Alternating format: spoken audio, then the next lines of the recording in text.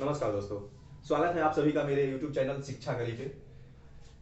दोस्तों, ये वीडियो हम बहुत ही छोटा सा बनाएंगे और इसमें हम लोग कुछ प्रमुख युद्धों के डेट याद करने वाले हैं और किन के बीच लड़ा गया और उस युद्ध को हम क्या कहते हैं, किस नाम से जानते हैं, ये याद करेंगे। चलिए शुरू करते हैं। 1191 में दोस्तों एक युद्ध हुआ। 1191 में एक युद्ध हुआ और 1192 में एक युद्ध हुआ।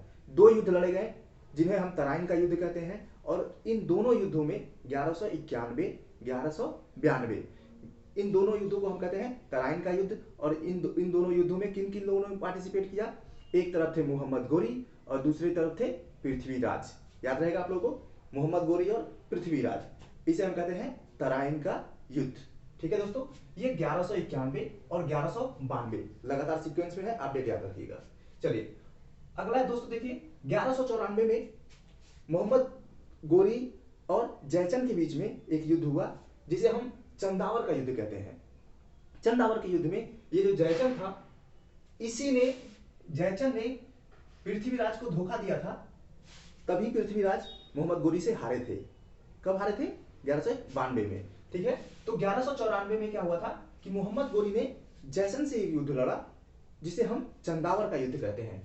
ठीक है दोस्तों, याद रहेगा। ठीक है, अगला देखते हैं। अगला दोस्तों जो इंपॉर्टेंट है, 1526 में बाबर ने, दोस्तों देखिए बाबर ने 4 युद्ध लड़े।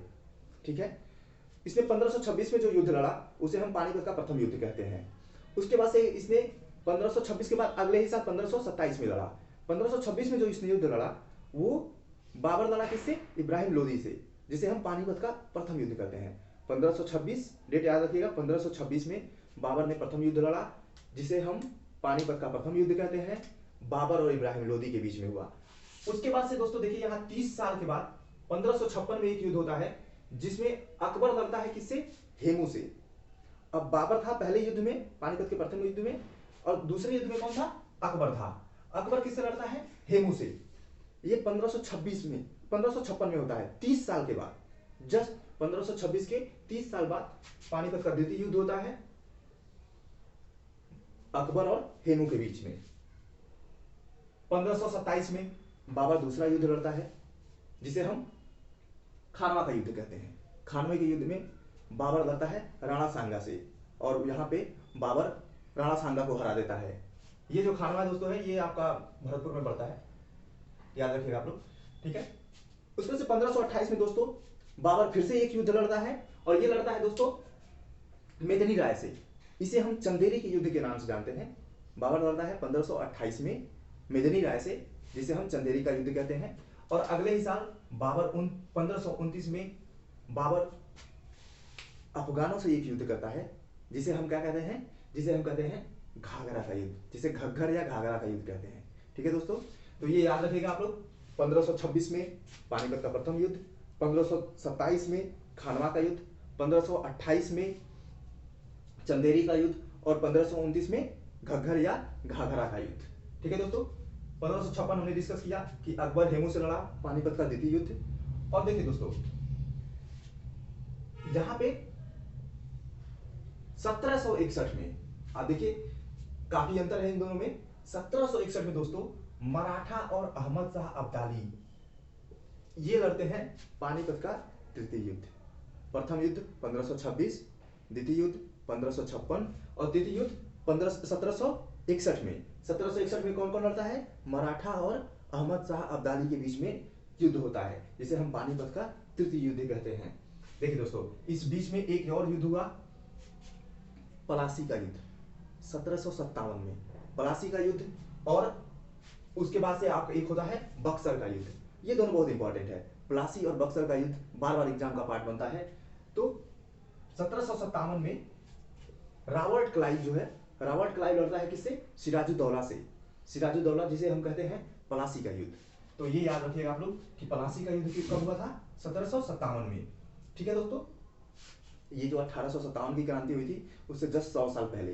ठीक है, अगला देखते हैं दोस्तों। 1761 में हुआ था पानीपत का तृतीय युद्ध और 1764 में हुआ हेक्टर मुनरो ने सिराजुद्दौला और शाह आलम द्वितीय को बक्सर के युद्ध में पराजित कर दिया था। ठीक है दोस्तों, तो ये याद रखिएगा आप लोग। ये कुछ एक्स्ट्रा चीजें हैं जो बार बार एग्जाम का पार्ट बनती है, जैसे कि 1857 में क्या हुआ था कि जब 1857 की क्रांति हुई थी तो उस समय इंग्लैंड का जो प्रधानमंत्री था, तो इंग्लैंड का जो प्रधानमंत्री था वो कौन था?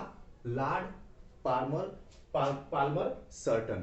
ये याद रखिएगा आप लोग, ये जो लॉर्ड पाल्मर सर्टन जो है, ये जो बंदा था, ये उस समय इंग्लैंड का कौन था? प्रधानमंत्री।